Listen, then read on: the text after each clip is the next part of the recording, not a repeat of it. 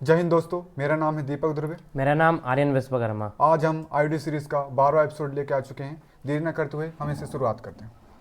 Electrode कितने प्रकार के होते हैं? दो प्रकार के होते हैं, पहला कंज्यूमेबल इलेक्ट्रोड, दूसरा नॉन कंज्यूमेबल इलेक्ट्रोड। पीतल किसका अलॉय है? तांबा और जस्ता। साधारण पीतल में तांबा तथा जस्ता कितना होता है? पीतल में 60% तथा जस्ता में 40%। पीतल का रंग कैसा होता है? पीला रंग।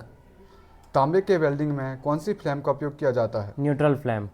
कैल्शियम कार्बाइड का रंग कैसा होता है? कैल्शियम कार्बाइड का रंग धूसर ग्रे होता है। कैल्शियम कार्बाइड रासायनिक मिश्रण में कैल्शियम का प्रतिशत होता है? कैल्शियम कार्बाइड में 62.5% कैल्शियम होती है। कैल्शियम कार्बाइड का रासायनिक सूत्र क्या है? CaC2। कैल्शियम कार्बाइड में कार्बन का प्रतिशत होता है? कैल्शियम कार्बाइड में कार्बन 37.5% होता है। कैल्शियम कार्बाइड का घनत्व कितना होता है? कैल्शियम कार्बाइड का घनत्व 2.22 से 2.26 होता है। कैल्शियम कार्बाइड को कितने सुरक्षित रखा जाता है? कैल्शियम कार्बाइड को मिट्टी के तेल में सुरक्षित रखा जाता है। रिवेट व स्क्रू बनाने के लिए कौन से पीतल का उपयोग किया जाता है? साधारण पीतल। तांबे की फ्यूजन में वेल्डिंग के लिए किस प्रकार का इलेक्ट्रोड का प्रयोग किया जाता है? डीऑक्सीडाइज्ड। कैल्शियम कार्बाइड कितने ग्रेड में पाया जाता है? कैल्शियम कार्बाइड 3 ग्रेड में पाया जाता है, पहला लम्ब, दूसरा एज, तीसरा नट। कैल्शियम कार्बाइड का नट ग्रेड का दूसरा नाम क्या है? कैल्शियम कार्बाइड के नट ग्रेड का दूसरा नाम NDT14 है। कैल्शियम कार्बाइड साइज 90 गुना 50 का अर्थ है? 90 mm से बड़ा नहीं होना चाहिए और 50 mm से छोटा नहीं होना चाहिए। एसिटिलीन गैस में कार्बन तथा हाइड्रोजन कितने प्रतिशत होता है? एसिटिलीन एक ईंधन गैस है जिसमें कार्बन 92.3% तथा हाइड्रोजन 7.7% होता है। एसिटिलीन रासायनिक सूत्र होता है? एसिटिलीन का रासायनिक सूत्र C2H2 होता है। वाटर टू कार्बाइड एसिटिलीन निम्न दाब जनरेटर में कितने दाब तक गैस पैदा की जाती है? वाटर टू कार्बाइड एसिटिलीन निम्न दाब जनरेटर में 0.17 kg/cm² गैस पैदा की जाती है। जल से कार्बाइड एसिटिलीन गैस जनरेटर में किस ग्रेड का कैल्शियम कार्बाइड का प्रयोग किया जाता है? जल से कार्बाइड एसिटिलीन गैस जनरेटर में लम्ब, एज, NDT14 सभी ग्रेड के कैल्शियम कार्बाइड का उपयोग किया जाता है। एसिटिलीन उत्पादन करने की कितनी विधि हैं? एसिटिलीन उत्पादन करने की 2 विधि है, पहला वाटर टू कार्बाइड, दूसरा carbide to water. Carbide to water acetylene gas generator में कितने सुरक्षित दाब से गैस बनाए जाते हैं? Carbide to water acetylene generator में 1 kg/cm² के सुरक्षित दाब पर गैस बनाई जाती है। कार्बाइड टू वाटर में एसिटिलीन गैस जनरेटर में किस साइज का कैल्शियम कार्बाइड उपयोग किया जाता है? Carbide to water acetylene generator में NDT14 साइज का कैल्शियम कार्बाइड उपयोग किया जाता है। गैस शोधक में कितने चरणों में गैस शुद्ध की जाती है? गैस शोधक में 3 चरणों में गैस शुद्ध की जाती है।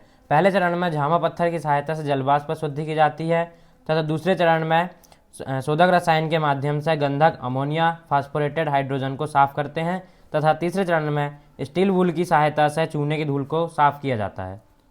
हाइड्रोलिक बैक प्रेशर वाल्व की स्थापना कहाँ होती है? हाइड्रोलिक बैक प्रेशर वाल्व की स्थापना एसिटिलीन जनरेटर और वेल्डिंग ब्लो पाइप के माध्यम में होती है। 0.8 mm मोटी प्लेट के लिए कौन सी साइज का नोजल उपयोग किया जाता है? 0.8 mm मोटी प्लेट के लिए 1 नंबर नोजल का उपयोग किया जाता है। 1.2 mm मोटी प्लेट के लिए कौन सी साइज का नोजल उपयोग किया जाता है? 1.2 mm मोटी प्लेट के लिए 2 नंबर नोजल का उपयोग किया जाता है। 1.6 mm मोटी प्लेट के लिए कौन सी साइज का नोजल उपयोग किया जाता है? 1.6 mm मोटी प्लेट के लिए 3 नंबर नोजल का उपयोग किया जाता है।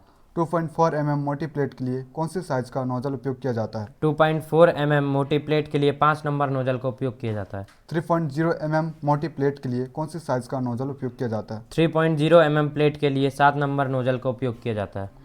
4.0 mm मोटी प्लेट के लिए कौन सी साइज का नोजल उपयोग किया जाता है?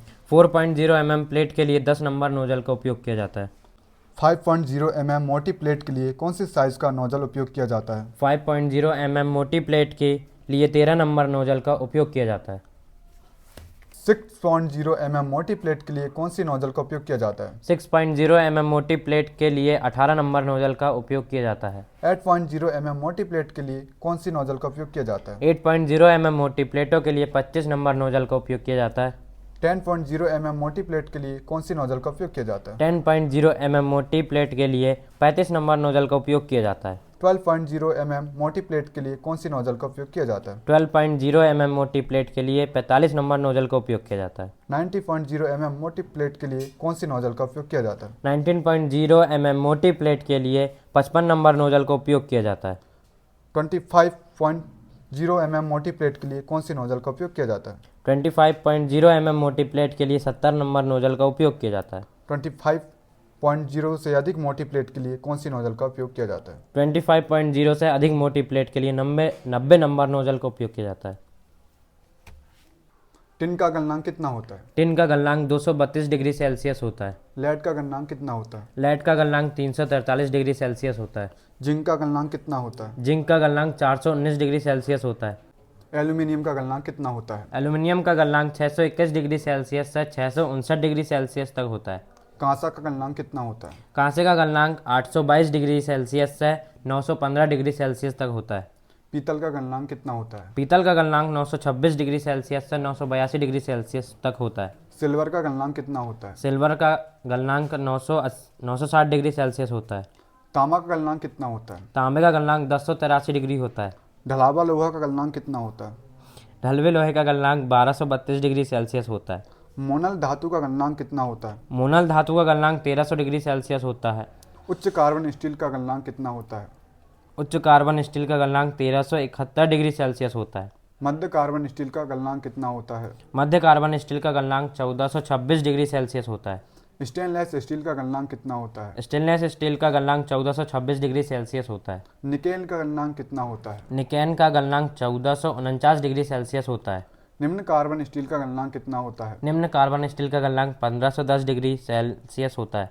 पिटवा लोहा का गलनांक कितना होता है? पिटवा लोहा का गलनांक 1593 डिग्री सेल्सियस होता है। टंगस्टन का गलनांक कितना होता है? टंगस्टन का गलनांक 3410 डिग्री सेल्सियस होता है। दोस्तों, यदि आपको यह प्रयास हमारा पसंद आता है तो हमारे वेल्डर ग्रुप परिवार को लाइक करें, शेयर करें, सब्सक्राइब करें। जय हिंद, जय भारत, वंदे मातरम। भारत माता की जय। भारत माता की जय। भारत माता की जय।